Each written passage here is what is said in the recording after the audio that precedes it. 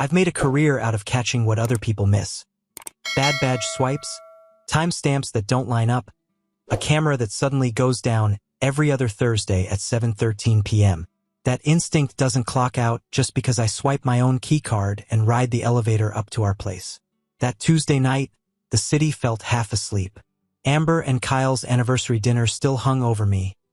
Overpriced wine, polite laughter, my brother-in-law's hand a little too casual on my wife's chair for my taste. I'd written it off as me being tired and overcautious. Occupational hazard. The hallway to our apartment smelled like fresh paint and someone else's takeout. I slid the key into the deadbolt, already running numbers in my head. Overtime hours, project deadlines, the second honeymoon I was quietly building for Sophie in a folder named Q3 vendor reviews on my work desktop. The door opened quietly. No TV. No music. Just the low hum of the fridge and the city muted behind double-paned glass. That's when I saw it. Her laptop sat open on the kitchen island, screen still glowing. Sophie never did that. She was the queen of digital hygiene, always lecturing people about locking screens and clearing tabs. Tonight, the thing was wide open, facing the living room, cursor blinking in a message thread. My ribs tightened, just a little. Habit, not paranoia. I dropped my keys in the bowl by the door. They sounded too loud in the silence. I walked over like it was nothing, like I was just going to move the laptop so I could put down my bag. Then I saw his name, Kyle Harris. The top message was from an hour ago. K. Same hotel as last time. Tell Ethan it's a late client dinner. He'll buy it. He always does. A small, buzzing quiet opened in my chest. Not the kind that makes you collapse. The kind that narrows everything down to a tunnel. I scrolled. Weeks of messages unfolded. Hotel rooms labeled as client dinners. Calendar screenshots. Photos, nothing outright explicit. But there's a way two people look at each other that leaves nothing to the imagination. Her in a dress I'd complimented at Amber's barbecue. Him standing too close in a mirror selfie, his hand on her hip. More texts. He's so predictable. K. That's what makes this easy. As he's good to me, just emotionally boring. Safe. K. You deserve some chaos, winky face. The security guy in me cataloged everything automatically. Dates, locations, patterns. Same hotel 3 times. Gaps that lined up with nights she'd come home, exhausted from back-to-back meetings. Times when Kyle had conveniently missed family dinners. My thumb kept scrolling. My face stayed calm. Most men imagine themselves flipping tables at this moment, punching a wall, screaming. Years of training did something else to me. My breathing got slower. My hearing sharpened. I noted the reflection of the screen in the window, the angle of the hallway, the time on the microwave, 9:42 p.m. The front door clicked behind me 10 minutes later. I didn't jump. I just watched her reflection appear in the glass next to the city lights. Sophie, coat half slipped off, heels in her hand, makeup a little smudged, like she'd rushed. "Hey," she called, voice light. "You're home, Earl." She stopped when she saw me standing at the island. I didn't say anything at first. I just turned the laptop around so she could see the screen. Her eyes went straight to his name, then down the thread. I watched the color drain from her face like someone pulling a plug. "Ethan," she whispered. "I can explain." That was the moment my life split in two. I looked at her, really looked. This woman I'd planned flights and hotel reservations for, the one I thought I was surprising in a few months. I searched for something familiar in her face and came up with a stranger. "I saw everything," I said. No shouting, no cracked voice, just final. Her mouth opened, closed. The word started. "It wasn't like that. I made a mistake. We can work through this." All the usual phrases people grab when the fire alarm has already been pulled. I didn't argue. I let the noise wash over me without sticking. I slid my wedding ring off my finger. The skin underneath felt pale and new. I set the ring down next to her car keys on the counter, metal touching metal. For a second, the sound of that contact was the loudest thing in the room. In one sharp breath, I realized it wasn't just that our marriage was cracked. Whatever we had was gone, replaced by something I didn't recognize. A a structure built on top of a sinkhole. She reached for me like she could pull us both back to where we were that morning. "Ethan, please." I stepped back. The security guy in me had finally made a decision. The perimeter was compromised. And I don't live in compromised spaces. I picked up my bag, glanced once at the laptop, and walked toward the bedroom without looking back at her. Behind me, the messages were still open, the blue and gray bubbles glowing in the dark like evidence in a case I didn't need to solve anymore. A few months before that Tuesday night, if you'd asked Sophie, she would have told you I was married to my job. Westwood Marketing loved guys like me, reliable, detail-obsessed, willing to pick up the late shifts when a client's security review went sideways. I started grabbing extra hours, stacking side contracts, saying yes when other managers said they were burned out.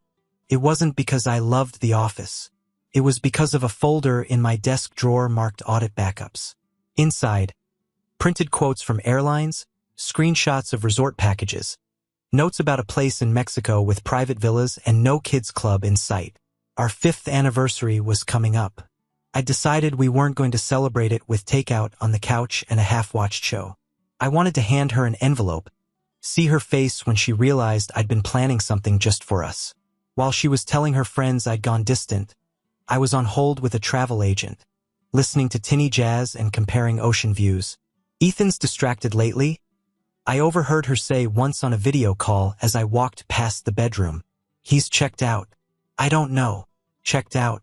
I stood in the hallway, holding a stack of reports, and stared at the wall while she painted that picture. I let it slide. I figured once she saw the flights and hotel confirmations, the story would rewrite itself. Nights bled together. I'd stay an hour later to squeeze in another billable consult, then swing by the store to grab the wine she liked, come home to her scrolling on the couch. She'd look up, kiss my cheek, complain about how we never do anything spontaneous anymore. The irony didn't hit me until after the laptop. That night, after I told her, I saw everything. I didn't sleep. I packed. When I opened my desk drawer and saw that audit backups folder, it felt like getting punched with a memory. Neat printouts, flight options highlighted, notes about which week would best fit her calendar. I sat down, stared at it for a long time, then tore the itinerary in half. Not violently, methodically, page by page. The next morning, I called the resort, canceled the booking, and ate the non-refundable deposit without arguing. Same with the flights. The customer service rep apologized for the penalties. I told her it was fine. Money can be earned back. Self-respect is harder. Standing in our dark living room, half-packed suitcase open by the couch, I looked around at the apartment I'd helped pay for, the furniture we'd picked, the art she said made the place feel grown up, the life I thought I was upgrading with that secret trip. Something in me hardened, not into rage, into a line. I decided I would walk away from all of it and ask for nothing more than what was fair. No revenge through the bank account, no dragging this out just to make her hurt. She'd already taken enough. The second honeymoon she never knew about became the last gift I ever tried to give her. The real one wasn't a plane ticket. It was me deciding I wasn't going to spend one more hour working overtime for someone who'd already left. Once the shock wore off, the muscle memory kicked in. In my world, when a system's compromised, you don't argue with the intrusion. You assess, isolate, and execute the plan. Emotion is a log entry, not a strategy. I went to work the next morning like nothing had happened. At Westwood, I finished my audits, cleaned up my project folders, and built a handover document so tight my replacement could step in without asking a single question. I scheduled a meeting with my director, handed in my resignation, and cited personal relocation and long-term career fit. No gossip, no hints, no drama. People respect a man who leaves clean. At home, I did the same thing with our life. I sat at the kitchen table with a spreadsheet open, our bank accounts, retirement funds, and joint expenses laid out in black and white. I liquidated my retirement accounts, took the penalties on the chin, and split everything down the middle. No secret transfers. No hidden revenge. If she ever tried to say I'd punished her financially, the numbers would bury that lie before it got off the ground. I booked a one-way ticket to Chicago. I had no intention of living in Chicago. It was a misdirection for any paper trail she might get curious about later. The real destination would come later in cash from another airport under my own timeline. I set up mail forwarding with a staggered pattern, P.O. Box first, then a forwarding service, then digital scans. Boring to most people. Comforting someone like me. I closed old credit cards, opened new ones at a different bank, shut down social media, and ported my number to a service I could kill with one email. The hardest part wasn't the logistics. It was a chipped blue coffee mug. I'd had it since college. Every morning, I rinsed it, set it on the same counter, same spot, like a small anchor in the middle of a shifting life. That last week, I washed it, dried it, and put it on the top shelf all the way in the back. You don't leave anchors lying around when you're planning to move on. Amber called in the middle of it all, voice shaking. She'd confronted Kyle. She was filing for divorce. "I'm so sorry, Ethan," she said. "We both lived with people we didn't really know, didn't we?" "Yeah," I told her quietly. "You deserve better than what that house gave either of us." It was the closest I came to breaking. On my last day in the apartment, I did one more sweep. No loose documents, no traces of my accounts, no levers she could pull to drag me back into her crisis later. I paused at the doorway, hand on the frame. I didn't feel like a man running away. I felt like someone finally doing for himself what he'd done for companies his whole career. Containing damage, cutting access, hardening what was left. Then I stepped out, pulled the door shut behind me, and walked down the hall like I was leaving a job that had already paid me everything it was ever going to. The first ripple reached me in a furnished apartment in Seattle, neutral gray couch. Art you could tell came in a package. Rain streaking the window. Amber called. "Have you seen Twitter?" she asked, voice raw. "I don't have Twitter anymore," I said. "On purpose." She exhaled. She tried to tell her side. It didn't go how she thought. Later that night, she sent me screenshots. Sophie had posted a long caption about loss, about being abandoned, about rebuilding after betrayal. My name wasn't in it, but anyone who'd been at our wedding could read between the lines. The internet didn't buy it. Someone dug up the elevator footage. Grainy, time-stamped, Sophie and Kyle pressed too close in a hotel elevator 2 months before everything blew up. Another person dropped screenshots from her messages. The ones where I was emotionally boring and predictable. Receipts always arrive eventually. Within days, there were reaction videos, call-outs, people stitching her story and breaking it apart line by line. Words like narcissistic, cheater, professional victim started circulating with her full name attached. Westwood Marketing didn't like that. Amber forwarded me an email she wasn't supposed to see. Clients asking why their brand was tied to that mess, questioning alignment. A week later, Sophie's LinkedIn quietly updated, "Open to work." I'd be lying if I said there wasn't a dark little corner of me that felt satisfied. That part of me sat back, watched the pile-on, and thought, you did this. Not me. The bigger part just felt tired. One evening, I sat in that bland apartment, the TV off, Seattle rain doing its usual drumbeat on the glass, reading an email from Amber. Our parents had finally blocked Sophie's number. Too much drama. Too many half-truths. "Are you going to say anything?" Amber asked on the phone. "Online, I mean."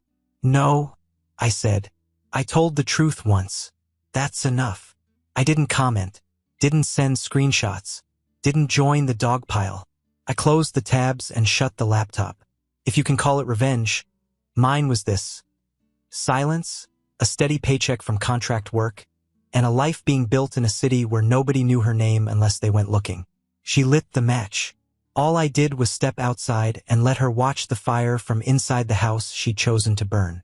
Seattle was never meant to be forever. It was a layover with a lease. I took a long-term consulting role there because it checked 3 boxes. Paid well enough, used my security brain, and was as far from our old life as I could afford without leaving the country. The apartment came furnished. Thin couch, wobbly table, generic art of trees nobody cared about.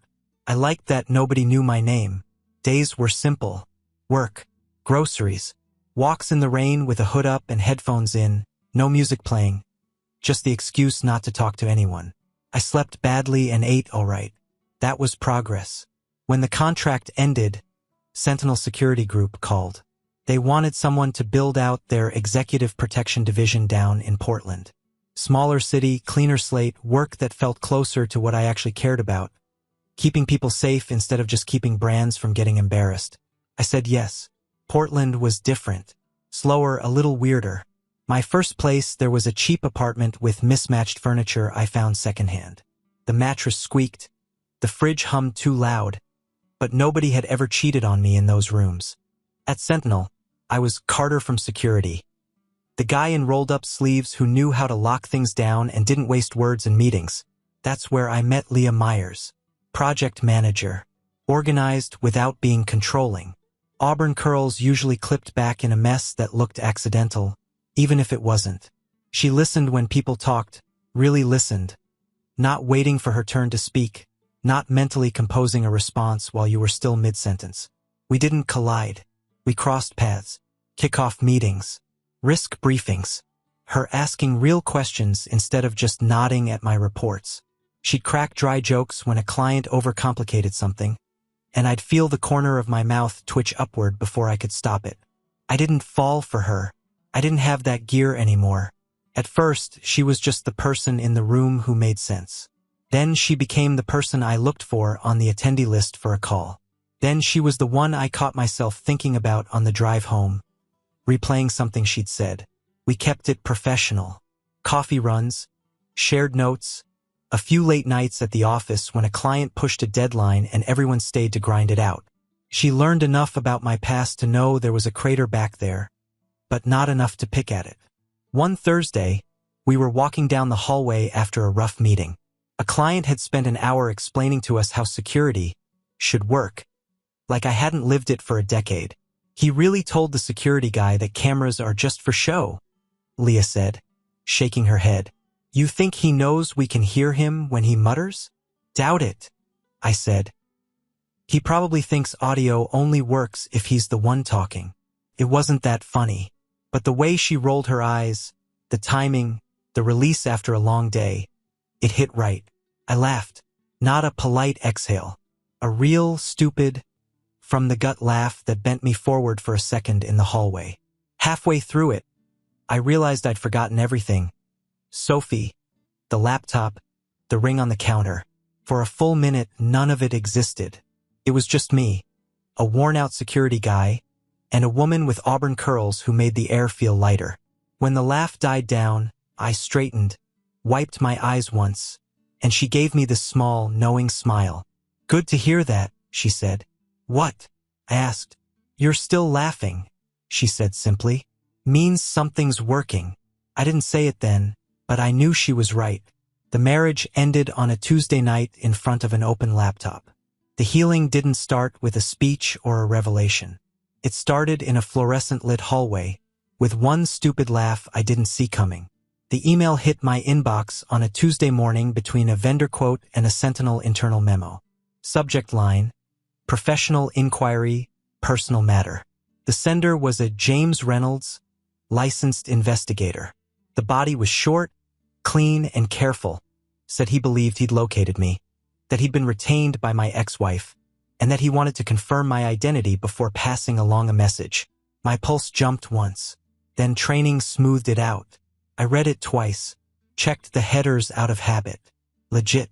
I closed my eyes, pictured Sophie's face in the glow of that old kitchen laptop, and felt, not much, a small tug in the ribs, more annoyance than anything. I replied, we can meet. Neutral public place. No guarantee I accept any message. We picked a coffee shop near downtown. Bright, lots of windows, security cameras visible. Old habits die hard. Jim Reynolds looked exactly how you'd expect. Mid-50s, gray at the temples, soft voice, clothes that blended in anywhere. He shook my hand like he'd done this 1,000 times before, and not all of them went well. Mr. Carter, he said, appreciate you agreeing to meet. I nodded. You said this was about my ex. He sat, folded his hands around his cup. No recorder on the table. Good sign. She hired me to find you, he said. She's seeking closure. He didn't overemphasize the word, just laid it there. I watched him for a second. How much did she tell you? That there was an affair, he said evenly. That she regrets it. That you left clean and cut contact. That she'd like a chance to apologize in person. There was a time those words would have ripped me open. Now they just sounded like a script she'd practiced in the mirror. Part of me wanted to ask 1,000 questions. How she looked, what she was doing, whether she'd learned anything from the fallout she lit. Another part of me pictured Leah in our small rental house, humming in the kitchen while she cooked, asking how my day was without making it about herself. I thought about the line I'd drawn. She got her closure, I said finally. The night I turned a laptop around and said, I saw everything. Jim studied my face. You're sure you don't want to hear her out? I'm not advocating, just asking.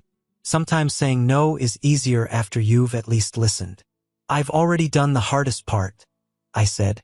I left. I rebuilt it. I'm not reopening that wound to make her feel better about what she did. He nodded once.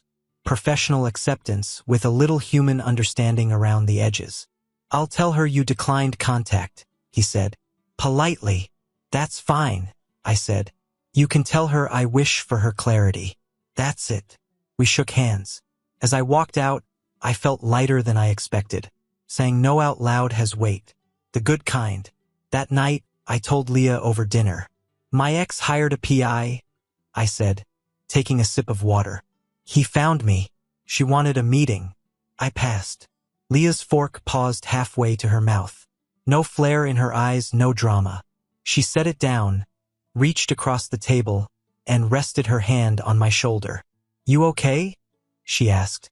Yeah, I said. Surprisingly. She squeezed once. You don't owe her anything, she said. No jealousy, no interrogation, just a fact. And for the first time since that laptop glowed in my old kitchen, I believed it completely. Leah and I walked out of Sentinel just after 6, both a little fried from a long day and a client who thought zero risk was a realistic security goal. Beer or takeout? She asked, tucking her curls into her hood as the rain picked up. Both, I said. In that order. We stepped out onto the sidewalk, the kind of Portland evening where the sky couldn't commit to rain or mist, so it did both. That's when I heard it. Ethan, I turned. Across the street, under an umbrella she didn't seem to know how to use, stood a thinner, washed-out version of a life I'd already buried. Hair different, clothes hanging a little too loose, eyes hunting for a version of me that didn't exist anymore. Took me 3 seconds to recognize her. Sophie, I said. Leah glanced at me. I gave her a small nod. I've got this, and she stepped half a pace back but didn't leave. Sophie jogged across the street, almost slipping on the wet crosswalk. When she reached us, she was breathing hard, like the weather itself had been fighting her. Please, she said, rain spotting her cheeks around the umbrella. Just 5 minutes. Old me would have already been halfway into an argument. The new me just felt steady. You've got 3, I said. Use them well. Her eyes flicked to Leah, then back to me. So this is her. This is Leah, I said. She's part of my life now. Say what you came to say. Words rushed out of her. Remorse, therapy, rock bottom.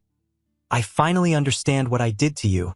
She talked about the internet, the job she lost, the friends who ghosted. Every sentence circled back to pain, but it all sounded like a pitch. Eventually she said, I just need you to know how sorry I am. I wake up every day wishing I could take it back. You were a good man and I broke something I can't fix. I let the silence sit between us for a beat. Rain tapped on concrete. Cars hissed past.